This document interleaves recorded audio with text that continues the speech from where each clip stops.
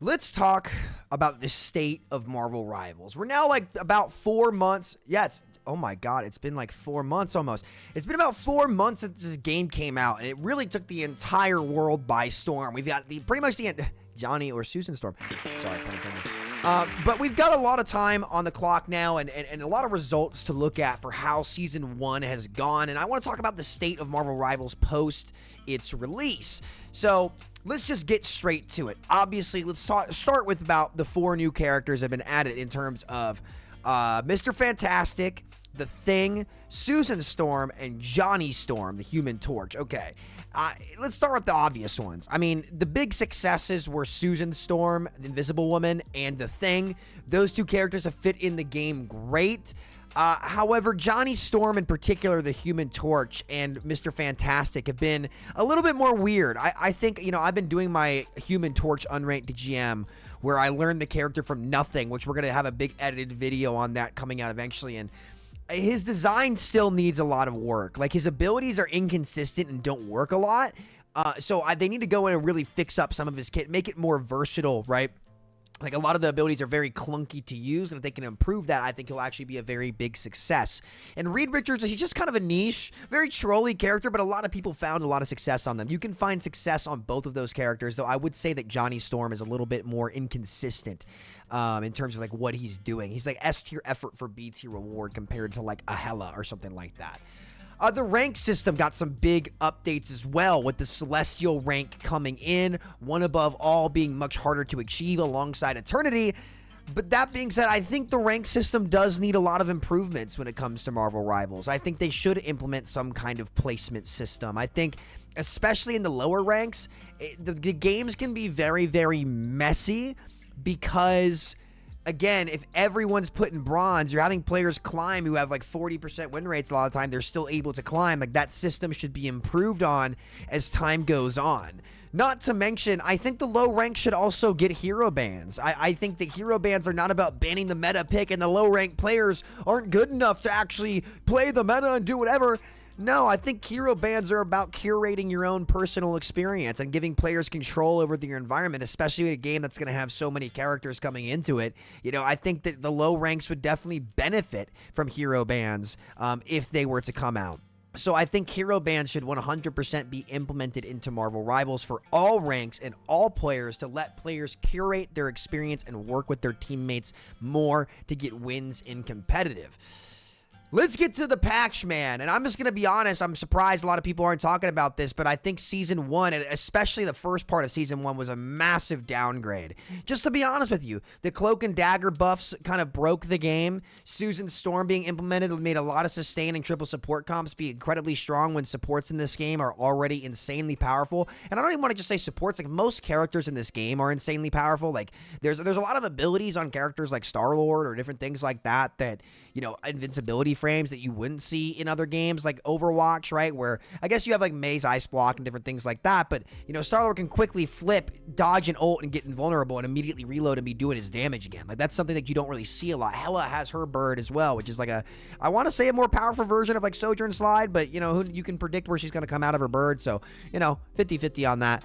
But the support buffs really missed the mark. Like, it broke the game for the first half of the season, right? And to be honest, I think they kind of missed the mark with Invisible Woman's design too. I think her ult would have been a lot cooler if it was some sort of healing reduction or healing mitigator that you could put down, that it slightly healed your team as well, but anybody inside it got reduced healing. I think the game would have benefited a lot from that. Instead, it feels like a lot of the support ults in the game are just live forever, K-pop stall on point for 12 seconds, and you can't do a goddamn thing about it. Though I will say the Mantis nerfs, I think, were the biggest thing that were a big success from Season 0 to Season 1. It definitely brought her way more in line. But to be honest, like, the state of supports in Season 1 was not very good. Just like, I'm going to be blunt, and like, I'm not saying the game is terrible or anything like that, but you guys know who I am as a creator. I call it for what it is. Like, that clearly was way too much, and it made the game pretty unfun for quite a bit. Like, I actually ended up taking a break from Season 1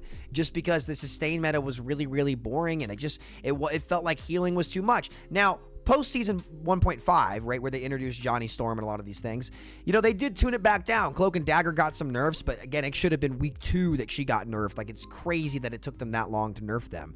And I think Sue got reined in a little. Maybe I'm mistaken. I think a lot of the support ult build rates, like Luna Snow, it's crazy to think her ult built as fast as it did. Luna's build rate got nerfed, which I actually think Luna's probably in a much more decent spot right now. So in terms of season 1, like it was worse than season 0, just to be honest. Like season 1, part 1 was undoubtedly worse than season 0 in my mind.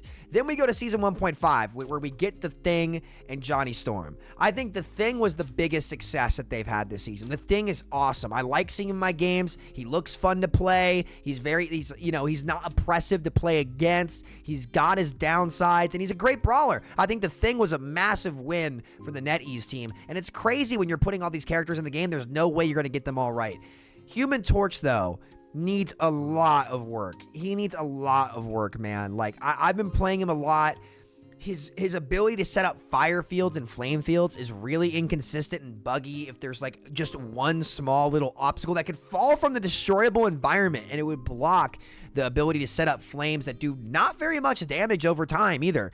So he's just, I think they're going to need to really look at him before they go add a bunch of new characters into the game and just like make his abilities actually function a lot more consistently, make them easier to use. Like, it's just silly how difficult his abilities are to use. And to be honest, I really don't think they got the hero fantasy right for him. Like, he's very sit in the back of the map and poke, and then if you get somebody low, you can immediately pounce on them and look for the kill. But that doesn't feel powerful. Like Human Torch, he's supposed to be like this super, it's called supernova, right? But he feels like, a little match in the sky when you're just like tickling people from range. And his shotgun shells, the range shotgun is a weird choice, but it's cool, I guess. It can do damage to hit the headshots, but it's more so his actual abilities that don't feel like they land or like have a lot of freedom of use. Like, his pounce doesn't have great freedom of use. It's like it's very inconsistent to like actually get it to proc and go where you want it to. I think that ability could use a lot of work. But aside from that, I think, in terms of the season 1.5 patch, overall, it was a better direction. But like, I don't like to give props when you clean up a mess you make. It's like, that's what the expectation should have been. Like, Cloak and Dagger shouldn't have been doing what they were doing. Susan Storm and the support ult shouldn't have been doing what they were doing. And to be honest, like, I still think the season 0 patch was better, because for me at least, you could ban the 4 annoying heroes and Hela, Hawkeye, and Hulk. Right? But now, the bans, to be fair, have opened up quite a bit as they've tuned and reined in the game. But yeah, so moving on past like the balance of things and the hero release, which I probably give overall an 8 out of 10, I would say. It would be an 8.5, 9 if they had not fucked up. The first part of the season was like a 6. It was not fun. Just to be honest, like, they needed to do better than that with Cloak and Dagger. Just a big mistake in my opinion.